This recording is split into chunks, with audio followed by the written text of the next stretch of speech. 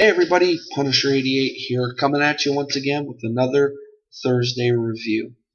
Now, I'm sure a lot of you noticed that I didn't post any options for you guys to vote on for today's review. The reason for that is, if you watch my lame supervillain of the week video from yesterday, you guys will notice that in the beginning of the video, I mentioned this new tag going around in the comic community where basically you pick 50 of your top either key issue books or your top favorite books from your collection. Ooh, excuse me. And, you show them off, talk about them a bit. And with that being said, even though I haven't been tagged yet or I haven't done a video of my own, I wanted to be prepared just in case I do get tagged. So that's why after I did the lame supervillain of the week, and after I did my Marvel Collector Core unboxing, I decided to just dive into my collection and try and put 50 books together. Well, in doing so, I kind of lost track of time and pretty much zoned out, which is what always happens when I go through my collection. And sure enough, when I finally checked what time it was going on like 6 o'clock, and I had to get to bed for work, and therefore I didn't get a chance to post anything on Facebook. So I apologize for that, but I did pick a book at random, and I hope you guys enjoy it. So the book I'm reviewing tonight is of a character that I haven't reviewed anything of yet on my channel, but I figured since this character does have a movie coming out in July, why the heck not? So tonight I'm reviewing Ant-Man issue number 5. So with that being said, for those of you who watch my reviews, you guys know that I like to start with the cover first, so let's check it out. Now right off the bat, yeah, I love this cover.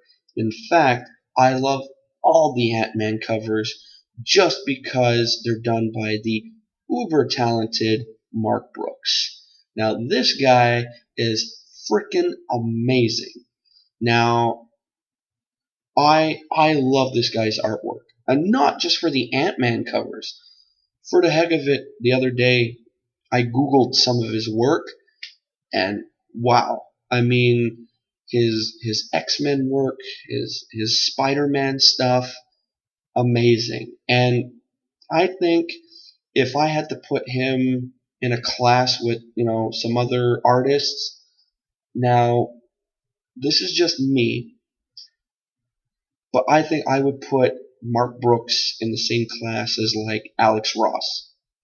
Because you look at his artwork and it kind of gives off that like Alex Ross kind of feel. It's very realistic looking. Now, I mean, comparing someone to Alex Ross is pretty big because Alex Ross is Alex Ross.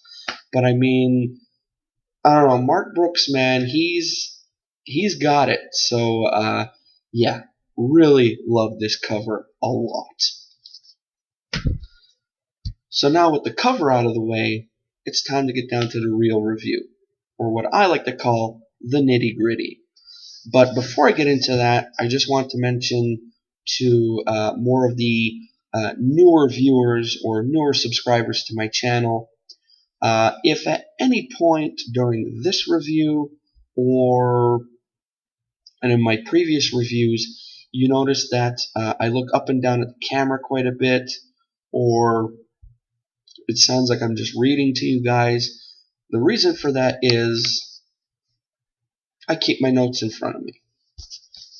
Why do I keep my notes in front of me? Well, for starters, I find with the notes, it helps the review flow a lot smoother compared to my early reviews where I used to just wing everything and it was kind of a mess. Second reason, with the notes, let's say if I'm reading a certain part and I get stuck, I can backtrack and then keep going. And third, well, memorizing text was never one of my strong points, so therefore the notes are basically a help aid. So, if you guys are cool with that, awesome. We'll get through this review and we'll be on our merry way. So, I'm going to give you the good, I'm going to give you the bad, and then I'm going to give you my verdict.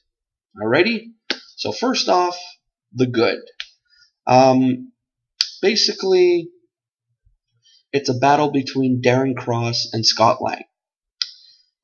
Cross has Casey, by the way, is Scott Lang's daughter. Cross has taken Casey's heart, and she's dying.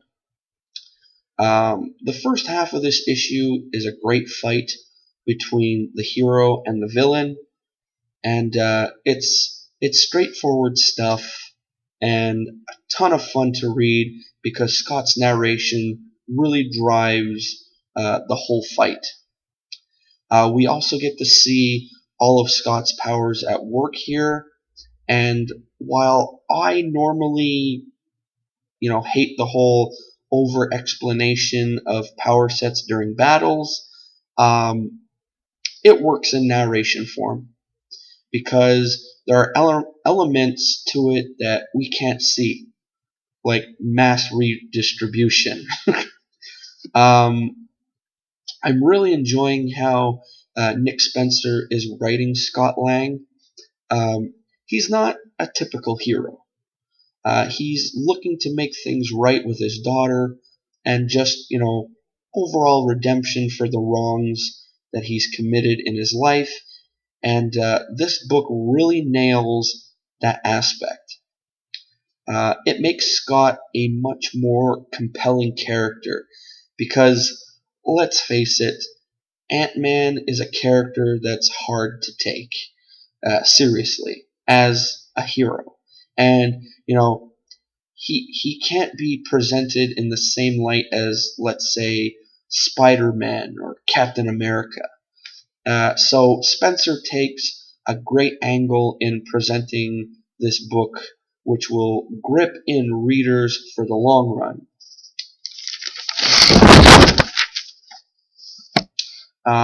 Aside from the fight, Scott has to go inside Casey, kind of like the movie Inner Space. What? You never heard of Inner Space?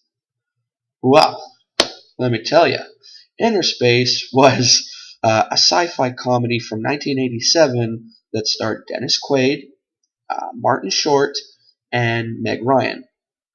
It even won an Oscar. Anyway, let's not get sidetracked on movies. That's a whole other thing next to comics. Whatchamacallit.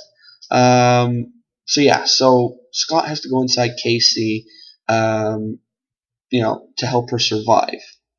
All this. It also sounds silly, but once again, the narration really drives the moment. And it's actually incredibly touching, as it's really about a father trying to be a father for his child.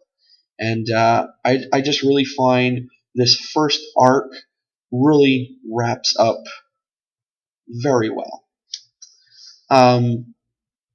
Artist Ramon Rosanas, I think that's how you say his name, and colorist Jordan Boyd really continue to deliver some great art. What makes it work so well is that tonally it works so well with the writing and vice versa.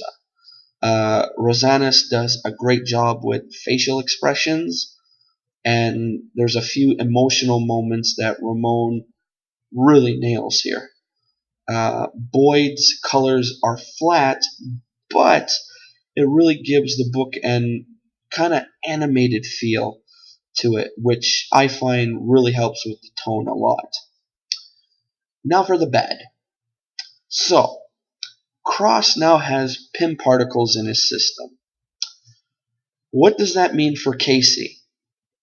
I know it's stupid to think that, they're all inside her heart, but, I don't know what else to say. Now for the verdict. The first arc of Ant-Man is a hit. At least, to me it is. we're seeing Scott Lang, step up as a hero and a father.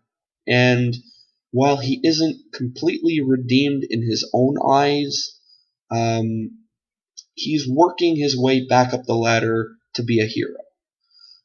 Ant-Man is a fun, comedic book with a big heart, and that's the biggest appeal to it. I highly recommend checking this book and this series out, especially if there's still a hole in your heart where superior foes used to be. So, that brings us to an end of another Thursday review. I hope you enjoyed it. If you did, give it a thumbs up. If you didn't, thumbs down. If I do get a thumbs down, that just means I got to work harder on trying to please you guys. And also, if you enjoy other reviews like this one, take a look around my channel. I got plenty of them. I got reviews. I got unboxings. I've got bios on lame comic book characters. You name it, I got it. So check out anything, comment on anything. I love reading viewer comments. Thumbs up, thumbs down, any video. Yes, I did say thumbs down. We got to be honest here. No one's perfect. And before leaving, make sure to click that subscribe button. All right, guys. So that's it for now. So I guess I'll see you on Saturday, unless I get tagged to do one of those 50 top book things. Or actually, no, I think probably tomorrow I might do a video concerning a Star Wars tag. So we'll see. Anyway, so there might be something else coming this week before the weekend review. So with that being said, I will see you next time. So now I'm going to probably go watch some of you guys' videos. Then I'm going to probably go catch up on some Punisher stuff. I haven't read the last 2 issues, so I got some good binge reading to do. And yeah, I'll see you in the next video. Alright guys, so till then, this is Punisher 88 signing off. See ya.